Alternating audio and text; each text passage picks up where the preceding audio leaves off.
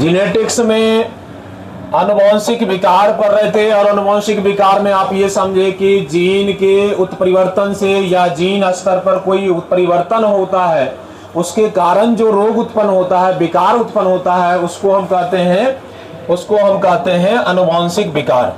आनुवंशिक विकार कितने प्रकार के होते हैं? 2 प्रकार के। आनुवंशिक विकार 2 प्रकार के होते हैं, जिसमें से आप देखें अभी एक होता है मेंडेलिया विकार, एक होता है गुणसूत्रीय विकार। नहीं, अब इससे पहले ही पढ़े हैं मेंडेलिया विकार, गुणसूत्रीय विकार, और उन दोनों में टॉपिक में से हम अभी टॉपिक पढ़ने जा रहे हैं मेंडेलिया विकार। नहीं, मेंडेलिया विकार पढ़ने जा रहे हैं, और मेंडेलिया विकार में देखें कि जीन स्तर पर परिवर्तन होता है ना, जीन स्तर पर परिवर्तन होकर या उत्परिवर्तन होता है या रूपांतरण होता है, इसके स्तर पर जो विकार उत्पन्न होता है, इसको हम क्या कहेंगे? मेंडेलिया विकार कहेंगे। जबकि गुणसूत्रीय विकार में क्या होगा? गुणसूत्र के स्तर पर परिवर्तन होगा।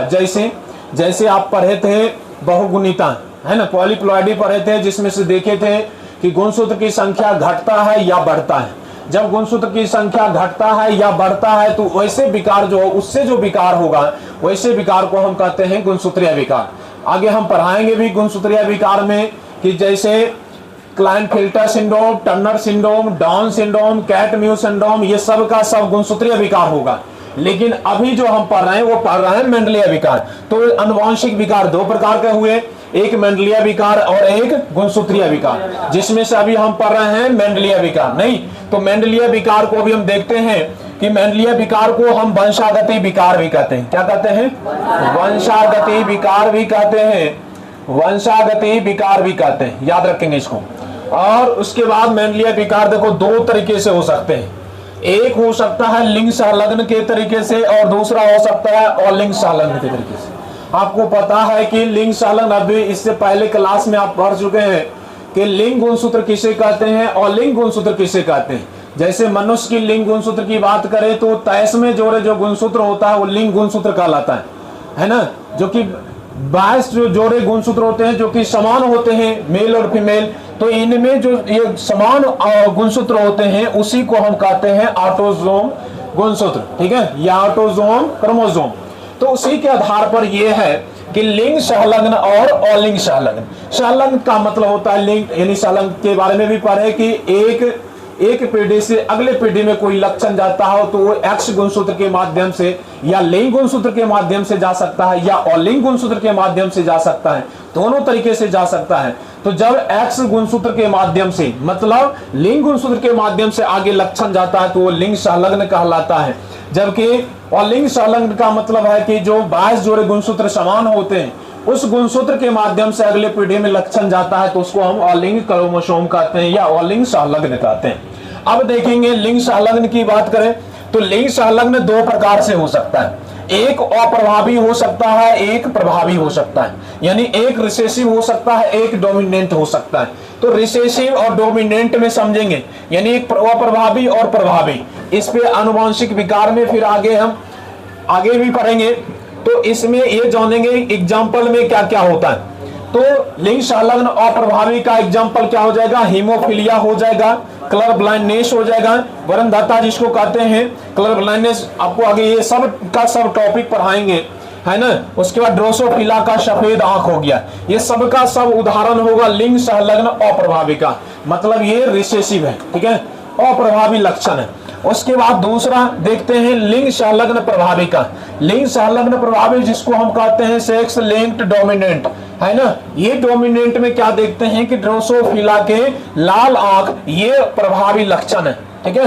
तो ये दोनों का उदाहरण हो गया, यानी लिंग संलग्न जो एक्स गुणसूत्र के माध्यम से अगले पीढ़ी में जाता है उसको हम कहते हैं लिंग संलग्न रोग। लिंग संलग्न रोग में 2 प्रकार का हो गया, एक लिंग संलग्न अप्रभावी, एक प्रभावी, दोनों प्रकार का हो गया।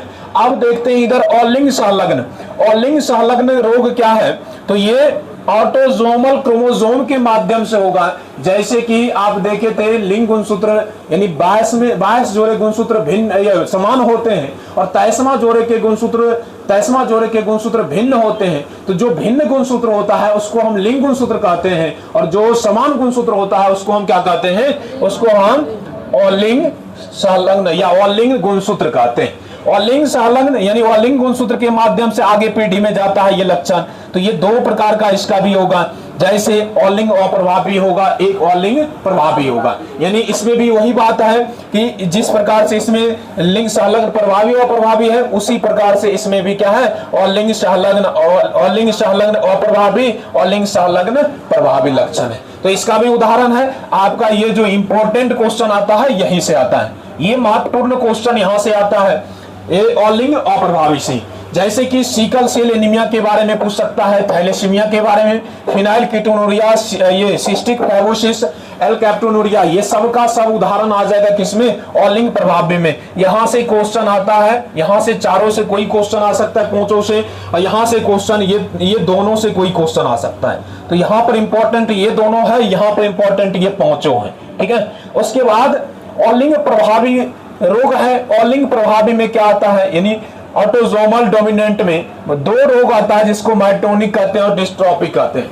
ये दो प्रकार के रोग हो गए। मतलब ये कि आज हम देख लिए मेंडेलिया विकार टोटल, ठीक है।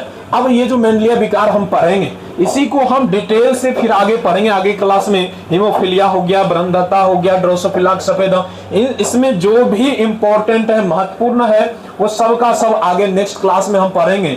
ये पूरा मेंडेलिया विकार आज यहाँ पर खत्म होता है और अगले दिन ये सब पढ़ करके फिर जो है हम मेंडेलिया विकार के बाद चलेंगे गुणसूत्रीय विकार की तरफ, ठीक है। फिर गुणसूत्रीय विकार पढ़ेंगे। गुणसूत्रीय विकार में देखेंगे कि वहां भी तीन प्रकार के रोग होगा, एक होगा क्लाइनफिल्टर सिंड्रोम, एक होगा डाउन सिंड्रोम, एक होगा टर्नर सिंड्रोम, जो कि एनसीईआरटी में दे रखा है। ये तीनों टॉपिक इंपॉर्टेंट होता है, ठीक है।